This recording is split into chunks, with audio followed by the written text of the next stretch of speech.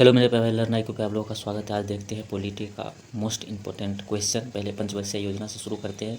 भारत में जितना भी वनडे एग्जाम होता है सभी में लगभग पूछा ही जाता है। जैसे प्रथम पंचवर्षीय योजना 1951 से 1956 तक चला। इस पंचवर्षीय योजना का उद्देश्य क्या था?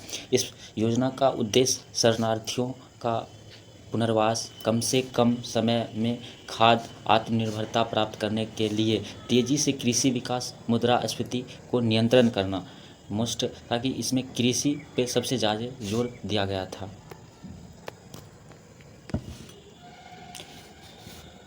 इस योजना में सभी आर्थिक क्षेत्रों में राज्य के सक्रिय भूमिका के साथ कमोवेश अपने लक्ष्य और उद्देश्य को प्राप्त कर लिया सभी उद्देश्य को प्राप्त कर लिया था। और 5 भारतीय प्रौद्योगिकी संस्थान IIT प्रमुख तकनीकी संस्थानों के रूप में प्रारंभ किया गया था।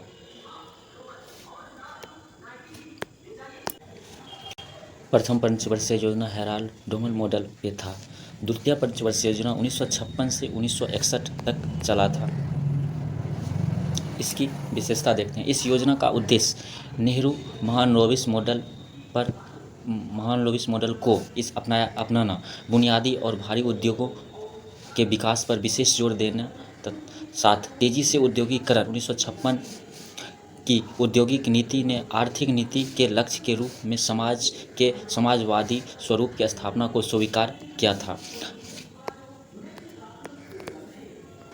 हालांकि विदेशी मुद्रा की कमी के कारण इसे पूरी तरह से लागू नहीं किया जा सका। लक्ष्यों की छटाई करनी पड़ी।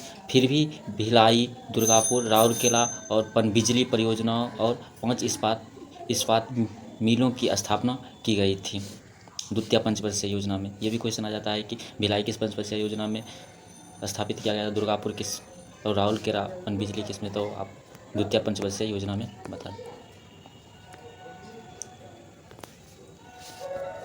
तृतीय पंचवर्षीय योजना 1961 से 1966 तक। इस योजना का उद्देश्य एक आत्मनिर्भर और स्वयं उत्पादक अर्थव्यवस्था की स्थापना करना। हालांकि यह योजना भी युद्धों और सूखे के कारण विफल हो गई। फिर भी पंचायत चुनाव प्रारंभ हो गया। राज्य में बिजली बोर्ड, राज्य माध्यमिक शिक्षा बोर्ड बनाए गए।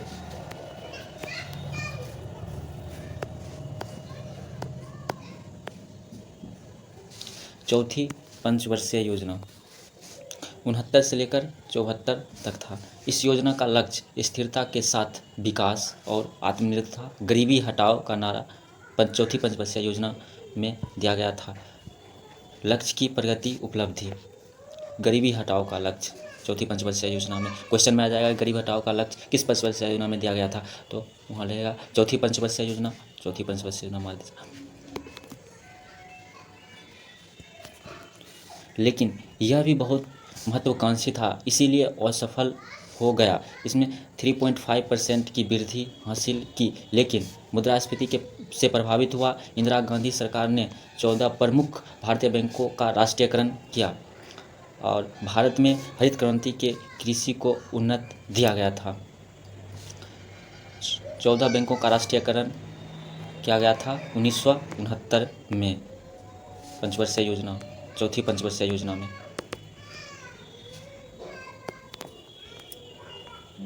और 5वीं पंचवर्षीय योजना 74 से 79 तक था। तत्कालीन प्रधानमंत्री इंदिरा गांधी गरीबी उन्मूलन और आत्मनिर्भरता की उपलब्धि का लक्ष्य रखा था। उपरोक्त 4 वर्षीय योजनाओं का लक्ष्य केवल विकास करना। अब प्रधानमंत्री गांधी देश की गरीबी और मुद्रास्फीति को दूर करना चाहते थे।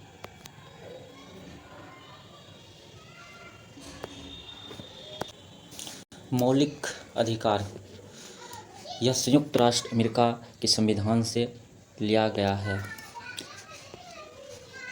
इसका विवरण संविधान के भाग 3 अनुच्छेद 12 से 35 तक किया गया है।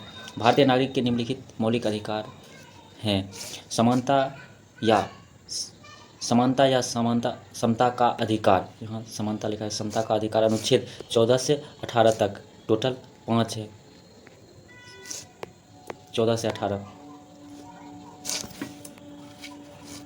स्वतंत्रता का अधिकार अनुच्छेद 19 से 22, शोषण के विरुद्ध अधिकार 23 से 24, धर्म की स्वतंत्रता का अधिकार 25 से 28, सांस्कृतिक और शिक्षा का अधिकार 29 से 30, संवैधानिक अधिकार उपचार कहते हैं इसको, भीमराव अम्बेडकर जी ने इसको उपचार कहा था। आर्टिकल नंबर 32 में रीट जारी, सर्वोच्च न्यायालय इससे रीट जारी करता है। 5 प्रकार का रीट होता है, रीट भी जारी करता है और संविधान का संशोधन भी इसी आर्टिकल से किया जाता है। और 368 से भी संविधान का संशोधन किया जाता है।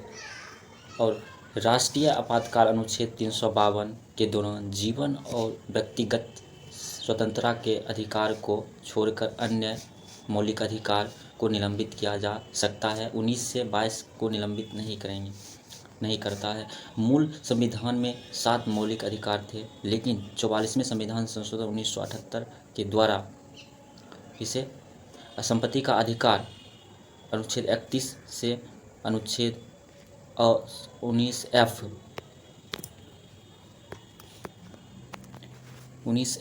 को मौलिक अधिकार की सूची से, अनुच्छेद 31 और अनुच्छेद 19F को मौलिक अधिकार से हटा दिया गया और संविधान के अनुच्छेद 300A में तहत कानून अधिकार के रूप में दे दिया गया था।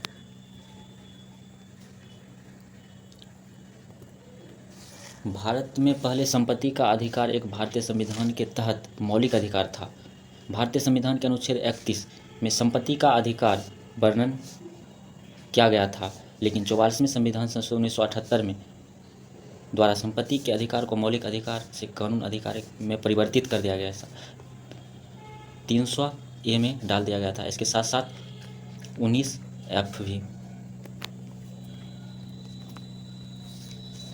वर्तमान में संपत्ति का अधिकार भारतीय संविधान के अनुच्छेद 300A के तहत या क के तहत कानूनी अधिकार के रूप में स्थापित है। 44वें संविधान संशोधन 1978 में आपातकाल के बाद मोरारजी देसाई भारत के प्रधानमंत्री थे। मोरारजी देसाई ने इसको डाला था 300A में संशोधन करके। 103वां संविधान संशोधन अधिनियम आर्थिक रूप से कमजोर वर्गों के लिए 10% आरक्षण से संबंधित है।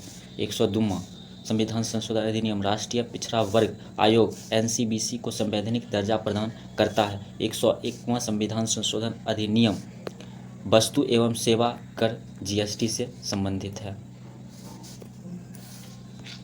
और 104वां संविधान संशोधन 2000 लोकसभा और राज्य के विधानसभाओं में SC और ST के लिए सीटों की समाप्ति की समय सीमा 70 वर्ष से बढ़ाकर 80 वर्ष कर दी गई। लोकसभा और राज्य विधानसभाओं आंग्ल भारतीय समुदाय के लिए आरक्षित सीटों को हटा दिया गया था। मनमोहन सिंह के नेतृत्व में 11वीं पंचवर्षीय योजना की अवधि 7 से 2012 तक थी। इसे C रंगराजन द्वारा तैयार किया गया था।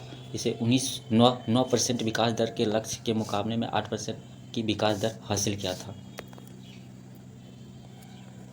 प्रथम पंचवर्षीय 51 से 56 जवाहरलाल नेहरू के नेतृत्व में शुरू की गई थी।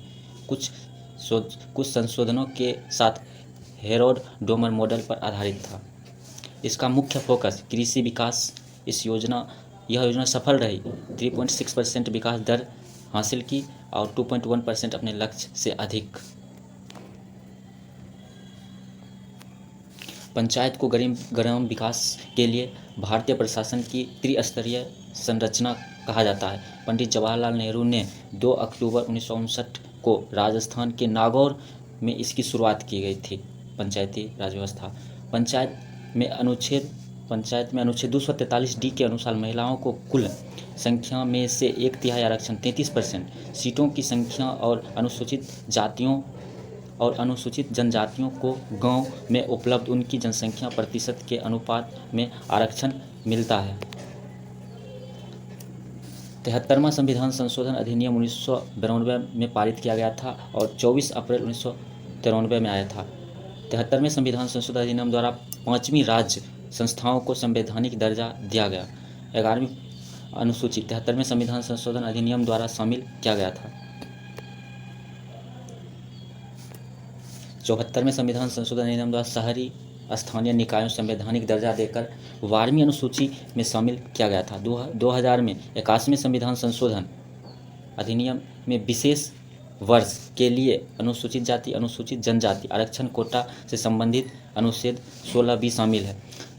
77वां संविधान संशोधन अधिनियम 1955 में 31वीं लोकसभा में पेश किया गया था। यह अनुसूचित जनजाति अनुसूचित जाति के लिए विस्तारित आरक्षण से संबंधित है, जो प्रारंभ में नियुक्ति के लिए पदोन्नति लिए।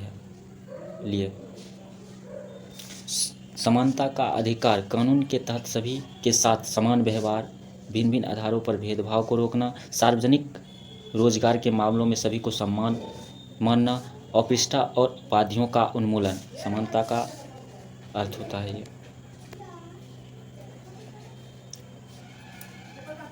अनुच्छेद 14 क्या है? राज्य, धर्म या वंश, जाति, लिंग या जन्म के स्थान आधार पर कानून के समक्ष किसी व्यक्ति को या भारत के क्षेत्र के कानून के समान आरक्षण से इनकार नहीं करेगा।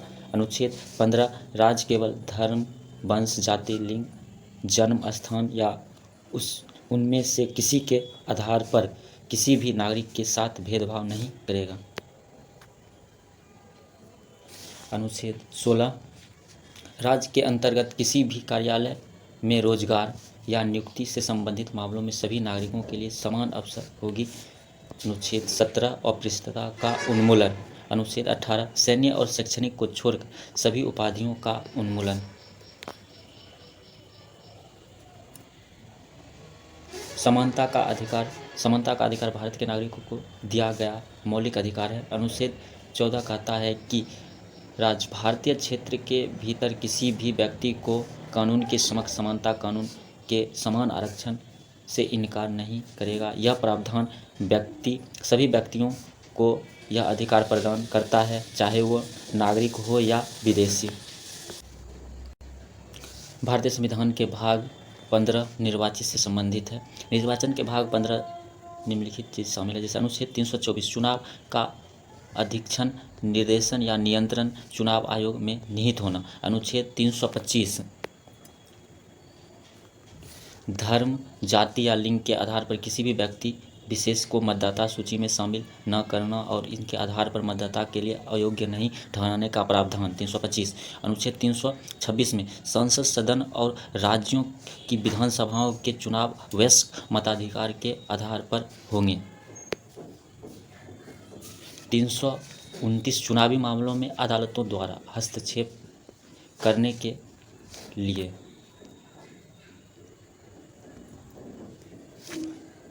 भाग 17 में शामिल है अनुच्छेद 343 से 351 आधिकारिक भाषा, और भाग 20 में शामिल है अनुच्छेद 380 संविधान को संशोधित करना समय समय पर। भाग 18 में शामिल है अनुच्छेद 352 से 360 आपातकालीन से संबंधित है। 352, 360 और 356 भी है, और इसमें आधिकारिक भाषा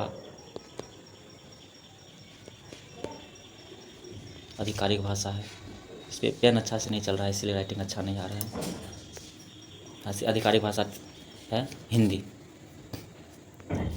भारत के संविधान में जिन राज्यों को अनुच्छेद 371 ए से जे के तहत विशेष प्रावधान किए गए हैं, अनुच्छेद 371 ए के तहत नागालैंड को कुछ विशेष दर्जा प्रदान किया गया है। 371 ए में नागालैंड है, वो बताता है कि अनुच्छेद 371 में कौन से राज्य हैं? नागालैंड। आइए नागालैंड के बारे में कुछ महत्वपूर्ण जानकारी जान लेते हैं। नागालैंड राज्य के संबंध विशेष प्रावधान। नागालैंडों की धार्मिक या सामाजिक प्रथाओं से संबंधित, ये नागालैंड गलत लिखा हुआ है, नागालैंडों संबंधित मामले में संसद का कोई भी अधिनियम नागालैंड राज्य पर लागू नहीं होगा। नागालैंड की विधानसभा को राज्य पर लागू होने वाले अधिनियम के लिए एक प्रस्ताव पारित करना होगा। आइए जानते हैं कि 371 ए में नागालैंड, 371 बी में असम है, 371 सी में मणिपुर, 371 डी और ई में आंध्र प्रदेश और तेलंगाना, 371 सिक्किम, 371 जी मिजोरम, 371 एच अरुणाचल प्रदेश, ए में नागालैंड, और 371 आई में गोवा, 371 जे में हैदराबाद कर्नाटक क्षेत्र के 6 पिछले जिले।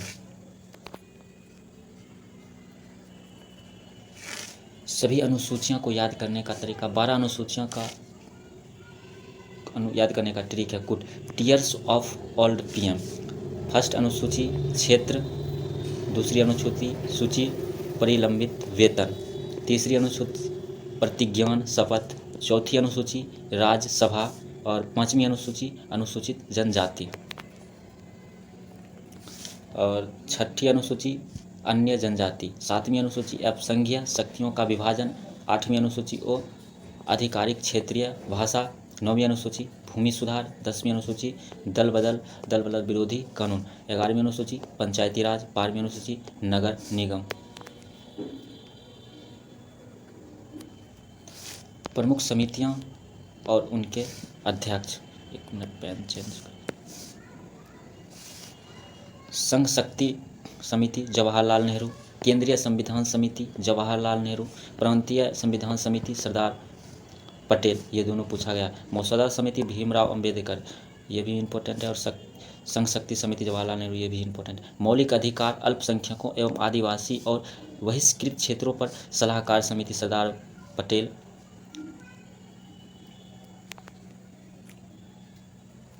और उप समिति मौलिक अधिकार और उप समिति जेबी कृपलानी, अल्पसंख्यक उप समिति HC मुखर्जी, उत्तर पूर्व सीमांत जनजातीय क्षेत्र और असम बहिष्कृत और आंशिक रूप से बहिष्कृत क्षेत्र के उप समिति गोपीनाथ बरदोलाई, ये उतना इम्पोर्टेंट नहीं है, वो वही था। बहिष्कृत और आंशिक रूप से बहिष्कृत क्षेत्र असम के अलावा उप समिति HB ठक्कर। उत्तर पश्चिम सीमांत जनजातीय क्षेत्र उप समिति प्रक्रिया समिति के नियम डॉक्टर राजेंद्र प्रसाद। राज्य समिति राज्य के साथ बातचीत करने की समिति जवाहरलाल नेहरू। पंचायत संचालन समिति डॉक्टर राजेंद्र प्रसाद, ये भी मोस्ट इम्पोर्टेंट है, संचालन समिति।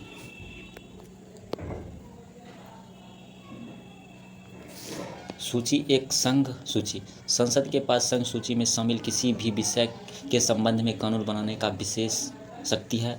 वर्तमान में संघ सूची 100 है, मूल रूप से 97। महत्वपूर्ण विषय रक्षा, विदेश, रेलवे, राजमार्ग, लॉटरी, निगम कर, जनगणना, आयकर, डाकघर। और दूसरी अनुसूची राज्य सूची, राज्य विधानसभाओं के पास सामान्य परिस्थिति में राज्य सूची में शामिल किसी भी विषय से संबंध में कानून बनाने की विशेष शक्तियां हैं। वर्तमान में राज्य सूची में 61 विषय, मूल रूप से 66 था। महत्वपूर्ण विषय पुलिस, स्थानीय स्वशासन, सार्वजनिक स्वास्थ्य और स्वच्छता, कृषि, मत्स्य, कृषि आय पर कर। और तीसरी समवर्ती सूची, इसमें राज्य और केंद्र का दोनों का हक होता है बनाने का। संसद और राज्य दोनों विधायी समवर्ती सूची में शामिल किसी भी विषय पर संबंध कानून बना सकती है। वर्तमान में समवर्ती सूची 52 विषय, मूल रूप से अभी 47, मूल रूप से 47 था और अभी 52 है। 5 उन दोनों में से निकाल के और समवर्ती सूची में डाल दिया गया था। राज्य सूची और संघ सूची में से निकालकर समवर्ती सूची में डाल दिया गया। 5 47 और 5 अभी मूल रूप से 52, अभी वर्तमान में 52 है, पहले 47 था। महत्वपूर्ण विषय शिक्षा, बिजली, वन, जंगली जानवरों का संरक्षण, जनसंख्या नियंत्रण एवं परिवार नियोजन, मूल्य नियंत्रण, विवाह और तलाक। अनुच्छेद 71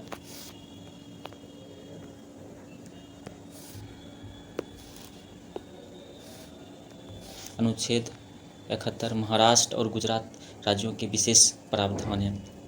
और ए में नागालैंड, बी में असम राज्य, सी में मणिपुर, डी में आंध्र प्रदेश या तेलंगाना राज्य से संबंध में विशेष प्रावधान। 371 ई में आंध्र प्रदेश में केंद्रीय विश्वविद्यालय की स्थापना। एफ में सिक्किम राज्य में संबंध और जी में मिजोरम राज्य से संबंधित, एच में अरुणाचल प्रदेश से संबंधित पूछा गया है, आई में गोवा राज्य से संबंधित, 371 जे में कर्नाटक राज्य से संबंधित प्रावधान। 26 जनवरी 1950 को संविधान लागू हुआ था। इसके बाद 15 मार्च 1950 को योजना आयोग की स्थापना की गई थी। पंचवर्षीय योजना 51 से 56 की शुरुआत में 1 अप्रैल 1951 से योजना आयोग की शुरुआत हुई थी। पंचवर्षीय योजनाएं, आइए कुछ पंचवर्षीय योजना। वैसे प्रथम पंचवर्षीय योजना 51 से 56 तक और द्वितीय पंचवर्षीय योजना 56 से 61 तक, और ये HM हेराल्डोमर मॉडल और ये महालनोबिस मॉडल पर था।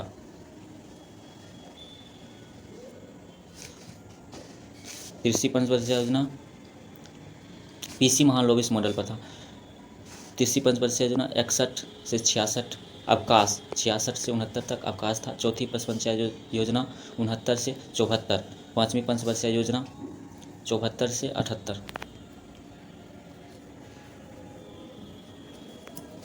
रोलिंग प्लान 79 से 80 में कांग्रेस पुनः स्टार्ट किया था। छठी पंचवर्षीय योजना 80 से 85। सातवीं पंचवर्षीय योजना 85 से 90 और वार्षिक योजना 90 से 91 और 91 से 92। आठवीं पंचवर्षीय योजना 92 से 97। नौवीं पंचवर्षीय योजना 97 से 2002 और 10वीं पंचवर्षीय योजना 2002 से 2007। और 11वीं पंचवर्षीय योजना 7 से 12 और 12वीं पंचवर्षीय योजना 12 से 17। और 1 जनवरी 2015 को नीति आयोग की स्थापना होने के बाद 12वीं पंचवर्षीय योजना के बाद खत्म हो गया था। 1 जनवरी 2015 को नीति आयोग की स्थापना हो गई थी। और दोस्त वीडियो अच्छा लगता है, थोड़े बहुत त्रुटि फ्रूटी होता है उसके लिए सॉरी। और वीडियो अच्छा लगता है तो चैनल को लाइक सब्सक्राइब जरूर करें, धीरे धीरे सब कुछ अच्छा हो जाएगा।